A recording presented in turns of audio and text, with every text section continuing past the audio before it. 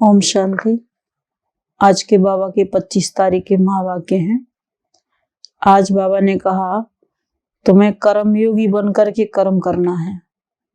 बाबा ने कहा कर्म योगी बनकर कर्म करेंगे तभी विक्रम विनाश होंगे।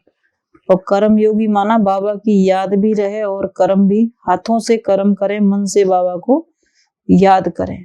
जब बाबा ने कहा ऐसी स्मृति में कर्म करेंगे तो उस कर्म से विक्रम भी नहीं होंगे और विक्रम कोई नया नहीं बनेगा। याद में रहेंगे तो फिर विक्रम विनाश भी होंगे। बाबा ने कहा दूसरा, कोई भी विनाशी चीज से बाबा ने कहा तुमको आसक्त नहीं होना है। किसी भी चीज के प्रति बाबा ने कहा लोभ वृत्ति नहीं रखनी है। लोभ वृत्ति माना है हमारे पास, फिर भी कहते और चाहिए, इच्छा रखना और चाहिए, तो इसको बाबा कहते लोभ वृत्ति, इकट्ठा करना। और बाबा ने कहा कोई भी चीज अपने पास छिपा कर भी नहीं रखनी है, ये भी लोभ वृत्ति में ही आता है। तो जरूरत है परमात्मा हमें देता जा रहा है, हम यूज करते रहें, बाबा को याद करते रहें, लेकिन लोभ वृत्ति नहीं रखनी है। जास्ती इकट्ठा करना, बाबा ने कहा इतना रखना उसमें कि बाबा की याद न रहे, उस चीज की ही याद आती रहे, तो इसको लोभ वृत्ति कहते हैं।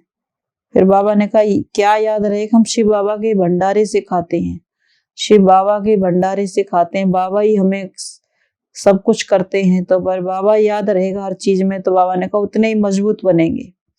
अगर हमें कोई देहधारी याद आया कि फलाना खिलाता है या फलाने का दिया हुआ हम पहनते हैं, उसकी याद रहती है, तो बाबा ने कहा इससे भी बाबा की याद हमारी टूट जाती है। तो आज के बाबा के महावाक्य हैं। बाबा ने कहा मीठे बच्चे, तुम कर्म योगी हो, कर्म करते हुए बाबा की याद में रहो। याद में रहने से कोई भी विक्रम नहीं होगा। तुम कर्म योगी हो, कर्म करते हुए बाप की याद में रहो। याद में रहने से कोई भी विक्रम नहीं होगा। प्रश्न, बाप से बुद्धियोग न लगने का मुख्य एक कारण है, वह कौन सा है? तो बाबा ने कहा लोभ। कोई भी विनाशी चीज में लोभ रखना, कोई भी विनाशी चीजों में लोभ होगा, खाने का व पहनने का शौक होगा, तो उनकी बुद्धि बाप से नहीं लग सकती।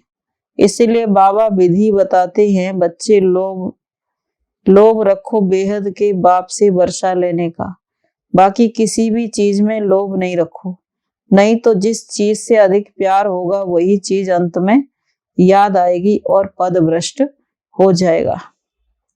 गीत है जाग सजनिया जाग। ओम शांति। अभी यह तो बच्चे जानते हैं, यूं तो सारी दुनिया में सब कहते हैं कि हम सभी आपस में भाई भाई हैं, वी आर ऑल ब्रदर्स। परंतु क्यों नहीं उन आत्माओं को यह समझ में आता कि हम बाप के बच्चे हैं, वह रचयिता है, हम रचना हैं। जानवर तो नहीं कहेंगे कि हम ब्रदर्स हैं, मनुष्य ही समझते हैं और कहते भी हैं कि हम सब भाई भाई हैं। रचता बाप एक है, उसको कहा जाता है परम पिता परमात्मा। ऐसे हो नहीं सकता कि बहन भाई कहे। जब सब अपने को आत्मा समझ सकते हैं, जब सब अपने को आत्मा समझते हैं, तब कहते हैं हम आपस में भाई भाई हैं। सिवाय आत्मा के और कुछ हो नहीं सकता। एक बाप के जिस्मानी बच्चे तो इतने नहीं हो सकते। अभी तुमको अच्छी तरह याद है कि हम आपस में भाई भाई हैं। बाप बैठ बच्चों को पढ़ाते हैं भगवानुवाच, हे बच्चों, तो बहुतों को पढ़ाते हैं ना। सिर्फ ऐसे नहीं कहेंगे कि हे अर्जुन, एक का नाम नहीं लेंगे, सबको पढ़ाते हैं। स्कूल में मास्टर कहेंगे ना कि हे बच्चों अच्छी तरह पढ़ो। हे तो स्टूडेंट, बाबा ने कहा है तो स्टूडेंट, परंतु टीचर बड़ा बुजुर्ग है, इसलिए स्टूडेंट को बच्चे बच्चे कहते हैं। वहां कोई अपने को आत्मा नहीं समझते, वहां तो जिस्मानी संबंध ही रहता है। जैसे गांधी को बापू का मर्तबा दे दिया, मेयर को भी फादर कहते हैं, ऐसे मर्तबे तो बहुतों को देते हैं। यहाँ तो तुम समझते हो हम आत्माएं भाई भाई हैं, तो भाइयों का बाप जरूर चाहिए। सब आत्माएं जानती हैं वह हमारा बाप है, जिसको गॉड फादर कहते हैं। यह आत्मा ने कहा हमारा गॉड फादर। लौकिक फादर को गॉड फादर नहीं कहेंगे। तुम जानते हो हम आत्मा हैं, हमको पढ़ाने वाले बाबा हमको पढ़ाने आए हैं, अर्थात पतितों को पावन बनाने आए हैं। हमको पतित से पावन बनाकर और फिर पावन दुनिया का मालिक बनाते हैं। यह बातें कोई भी नहीं जानते। यहाँ तुम बच्चे जानते हुए भी फिर कर्म में भूल जाते हो। याद में रहो तो विकर्म नहीं होगा। कर्म योगी तो तुम हो ही। सन्यासियों का है कर्म संन्यास। सिर्फ वो ब्रह्म तत्व से योग लगाते हैं, परंतु सारा दिन तो योग लगा नहीं सकते। ब्रह्म में जाने के लिए योग रखते हैं। समझते हैं ब्रह्म को याद करने से हम ब्रह्म में लीन हो जाएंगे, परंतु सारा दिन तो ब्रह्म को याद नहीं कर सकते और उस याद से विकर्म भी विनाश नहीं होते। गाया भी हुआ है, हे पतित पावन वह तो बाप है। ऐसे तो नहीं कहते कि पतित पावन है, ब्रह्मा अथवा पतित पावन तत्व है। सब बाप को ही पतित पावन कहते हैं। तो बाबा ने कहा ब्रह्मा को कोई फादर नहीं कहते, ना ब्रह्म की कोई तपस्या करते। शिव की तपस्या करते हैं। शिव का मंदिर भी है। तत्व का मंदिर बन सकेगा क्या? ब्रह्म में तो अंडे सदृश आत्माएं रहती हैं, इसलिए शास्त्रों में ब्रह्मांड कहा जाता है। यह नाम कोई बाबा ने कहा है नहीं, वो घर है। जैसे आकाश तत्व में कितने साकारी मनुष्य रहते हैं, वैसे वहां फिर आत्माएं रहती हैं। तुम बच्चे जानते हो बाबा से हम ड्रामा के आदि मध्य अंत की नॉलेज ले, सारे राज को जानकर, सारे झाड़ की नॉलेज समझकर मास्टर बीज रूप बन जाते हैं। परम पिता परमात्मा में सारी नॉलेज है, हम उनके बच्चे हैं, वह बैठ समझाते हैं। इस कल्प वृक्ष की उत्पत्ति, पालना और संहार कैसे होता है? उत्पत्ति कहने से जैसे नई दुनिया उत्पन्न करते हैं। स्थापना अक्षर ठीक है। ब्रह्मा द्वारा पतितों को पावन बनाते हैं। पतित पावन अक्षर जरूर चाहिए। सतयुग में सब सदगति में है, कलयुग में सब दुर्गति में है। क्यों कैसे दुर्गति हुई यह कोई को पता नहीं है। गाते भी हैं सर्व का सदगति दाता एक है। आत्मा समझती है एक खेल है। बाप की महिमा गाते हैं सदा शिव, सुख देने वाला शिव। गाते भी हैं दुख करता सुख करता। भारत में लक्ष्मी नारायण का राज्य था, अब तो है नहीं। लक्ष्मी नारायण को भगवती भगवान कहते हैं। उनकी राजधानी किसने स्थापन की? भगवान निराकार है, उनसे आत्माएं वर्षा पाती हैं। आत्मा ही 84 जन्म लेते लेते गिरती आती है, गिरते गिरते दुर्गति को पाती है। यह बात समझानी है। परमात्मा सर्वव्यापी नहीं है, वह बाप सदगति दाता है। हम सब भाई भाई हैं, ना के बाप। ऐसे थोड़ी कहा जाता है फादर ने ब्रदर्स को रूप धरा है, फादर ने ब्रदर्स का रूप धरा है, नहीं।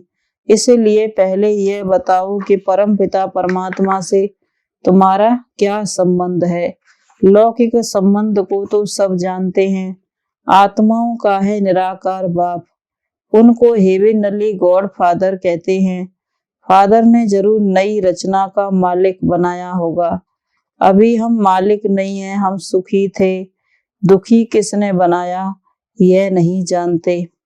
आधा कल्प से रावण का राज्य चला है, तो भारत की ये हालत हुई है। भारत परम पिता परमात्मा की बर्थ प्लेस है। भारत में भगवान आया है, जरूर स्वर्ग स्थापन किया होगा। शिव जयंती भी मनाई जाती है। तुम लिख भी सकते हो हम फलाना बर्थडे मना रहे हैं, तो मनुष्य बंडर खाएंगे। ये क्या कहते हैं? बधाई भी दो। बताओ हम पतित पावन सदगति दाता परम पिता परमात्मा की शिव जयंती मना रहे हैं। उस दिन बहुत साध माना करना चाहिए। सर्व के सदगति दाता की जयंती कम बात है क्या? एरोप्लेन द्वारा पर्चे बड़े बड़े शहरों में गिराने चाहिए तो अखबारों में भी पड़ेगा। बहुत सुंदर सुंदर कार्ड बनाने चाहिए। मोस्ट बिलवेड बाप की बहुत महिमा लिखनी चाहिए। भारत को फिर से स्वर्ग बनाने आया है, वही बाप राजयोग सिखला रहे हैं, वर्षा भी वही देते हैं। शिव जयंती के कार्ड बहुत अच्छे अच्छे सुंदर छपाने चाहिए। प्लास्टिक पर भी छप सकते हैं, परंतु अर्जुन छोटी बुद्धि है। राजा रानी तो कोटों में कोई बनेगा, बाकी जरूर अलबेले जो होंगे वह प्रजा बनेंगे। माला 108 की है, बाकी प्रजा तो बहुत होगी। ऐसे भी नहीं हम तो अलबेले हैं, खूब पुरुषार्थ करना चाहिए। बाबा समझाते हैं बहुत हैं, परंतु बाबा समझाते बहुत हैं परंतु अमल में मुश्किल लाते हैं। यहाँ अपने को अल्लाह के बच्चे समझते हैं, बाहर निकलने से माया उल्लू बना देती है। इतनी कड़ी माया है, राजाई लेने वाले थोड़े निकलते हैं। चंद्रवंशी को भी हम नापास कहेंगे। तुम सबकी पढ़ाई और पद को जानते हो। दुनिया में रामचंद्र के पद को कोई जानता होगा? बाबा अच्छी तरह समझाते हैं कैसे हम शिव जयंती के लिए फर्स्ट क्लास निमंत्रण बनावें जो मनुष्य चकित हो जाए। विचार सागर मंथन गाया हुआ है, शिव बाबा को थोड़ी विचार सागर मंथन करना है, यह बच्चों का काम है। बाबा राय देते हैं किसकी बुद्धि में आए और काम ना करे तो बाबा उनको अनाड़ी कहेंगे। बच्चे जानते हैं परम पिता परमात्मा हमको ब्रह्मा द्वारा विष्णुपुरी का मालिक बना रहे हैं, शंकर द्वारा विनाश होना है, त्रिमूर्ति ऊपर खड़ा है। तुम सब हो पंडे जो रूहानी यात्रा सिखलाते हो, तुम भी लिख सकते हो सत्यमेव जयते, सत्य की सदा विजय होती है। बरोबर सत्य बाबा हमको विजय पाना सिखलाते हैं अथवा विजय प्राप्त कराते हैं। कोई ऐतराज उठावे तो उनको समझाना है। बाबा का ख्याल चला है कि शिव जयंती कैसे मनानी चाहिए। गीता का भगवान शिव है, ना कि श्री कृष्ण। इसका बहुत प्रचार करना है। वह रचयिता है, वह रचना है। वर्षा किससे मिलेगा? श्री कृष्ण है पहली रचना। दिखाया है सागर में पीपल के पत्ते पर श्री कृष्ण आया। यह है गरम महल की बात। स्वर्ग में गरम महल में मौज रहती है। बाबा ने कहा स्वर्ग में गरम महल में मौज रहती है, यहाँ नरक में गरम जेल में फटकते हैं। सतयुग में गरम महल, कलयुग में गरम जेल होता है। श्री कृष्ण का चित्र कितना अच्छा है। नरक को लात मार रहे हैं। श्री कृष्ण के 84 जन्म भी लिखे हुए हैं।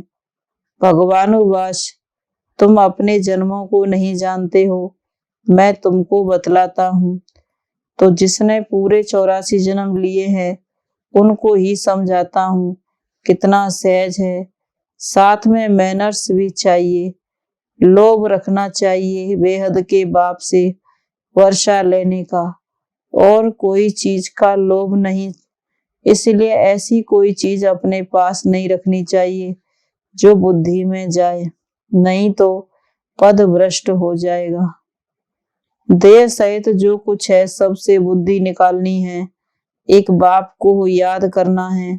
कोई मनुष्य बहुत फर्नीचर रखने वाला होगा तो मरने समय वह याद आता रहेगा। जिस वस्तु से जास्ती प्यार होगा वह पिछाड़ी में याद जरूर आएगी। बाप बच्चों को समझाते हैं कोई भी चीज लोभ के बस छिपाकर मत रखो। यज्ञ से हर चीज मिल सकती है। छिपा के कुछ रखा तो बुद्धि जरूर लटकेगी। बाबा का फरमान है, श्री बाबा का भंडारा है, बच्चों को सब कुछ मिलना है। ऐसा ख्याल नहीं आना चाहिए कि फलाने को साड़ी अच्छी पड़ी है, हम भी पहने। अरे तुम बाप से राजाई का वर्षा लेने आए हो या साड़ी का वर्षा लेने आए हो? जो अच्छी सर्विस करते हैं उन पर सब कुर्बान जाते हैं। बोलो, हम सिवाय शिव के भंडारे से मिले हुए और कुछ पहन नहीं सकते। हम यज्ञ से ही लेंगे तो बाबा की याद रहेगी। शिव बाबा के भंडारे से यह मिला, नहीं तो चोरी आदि की आदत पड़ जाती है। अरे यहाँ सैक्रिफाइस त्याग करेंगे तो वहां बहुत फर्स्ट क्लास चीजें मिलेंगी। शिव बाबा कहाँ कहाँ बच्चों की परीक्षा भी लेते हैं। देखो कितना देह अभिमान है। तुम्हारा वायदा है, जो खिलाएंगे, जो पहनाएंगे, आदि आदि दिल में समझना चाहिए। यह शिव बाबा देते हैं। इतनी फर्स्ट क्लास अवस्था होनी चाहिए। बाबा से पूरा वर्षा लेना है। जो श्रीमत पर पूरा पूरा पुरुषार्थ करो, तो श्रीमत पर पूरा पूरा पुरुषार्थ करो। बाबा की राय पर चलो। बाबा मम्मा कहते हो तो पूरा फॉलो करो। सबको रास्ता बताओ। बाबा से वर्षा मिला था, अब फिर मिल रहा है। याद की यात्रा करते रहो। बाबा समझाते हैं, तुम जितना रुस्तम बनेंगे माया उतना जोर से आएगी। तुम मूझते क्यों हो?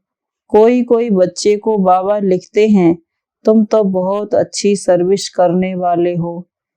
माया के तूफान आएंगे, क्या सारी आयु ब्रह्मचर्य में ही रहेंगे? बुढ़ापे में भी आकर चक्री लगेगी। शादी करें, ये करें, माया बूढ़े को भी जवान बना देगी। ऐसा फतकाएगी, तुम डरते क्यों हो? भल कितना भी तूफान आए, बाबा को याद करने से बच जाएंगे। अच्छा, मीठे मीठे सिकीलदे बच्चों प्रति माता पिता बाप दादा का याद प्यार गुड मॉर्निंग। रूहानी बाप की रूहानी बच्चों को नमस्ते। हम रूहानी बच्चों की रूहानी माता पिता बाप दादा को गुड मॉर्निंग और नमस्ते बाबा नमस्ते। मुख्य सार है धारणा के लिए। लोभ के बस कोई भी चीज छिपाकर अपने पास नहीं रखनी है। बाप के फरमान पर चलते रहना है। दूसरी पॉइंट, बाबा जो खिलाए जो पहनाए एक शिव बाबा के भंडारे से ही लेना है। देह अभिमान में नहीं आना है। मम्मा बाबा को पूरा फॉलो करना है। वरदान, सर्व खजानों को बांटते और बढ़ाते सदा भरपूर रहने वाले बालक सो मालिक भव। सर्व खजानों को बांटते और बढ़ाते सदा भरपूर रहने वाले बालक सो मालिक भव। बाप ने सभी बच्चों को एक जैसा खजाना देकर बालक सो मालिक बना दिया है। खजाना सबको एक जैसा मिला है, लेकिन यदि कोई भरपूर नहीं है तो उसका कारण है कि खजाने को संभालना व बढ़ाना नहीं आता है। बढ़ाने का तरीका है बांटना और संभालने का तरीका है खजाने को बार बार चेक करना। अटेंशन और चेकिंग ये दोनों पहरे वाले ठीक हों तो खजाना सदा सेफ रहता है। अटेंशन और चेकिंग ये दोनों पहरे वाले ठीक हों तो खजाना सदा सेफ रहता है। स्लोगन, हर कर्म अधिकारीपन के निश्चय और नशे से करो तो मेहनत नहीं करनी पड़ेगी। हर कर्म अधिकारीपन के निश्चय और नशे से करो तो मेहनत नहीं करनी पड़ेगी।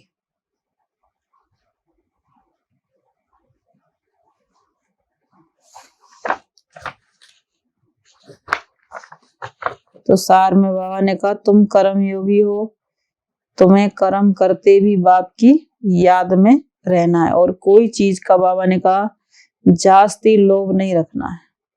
ओम शांति।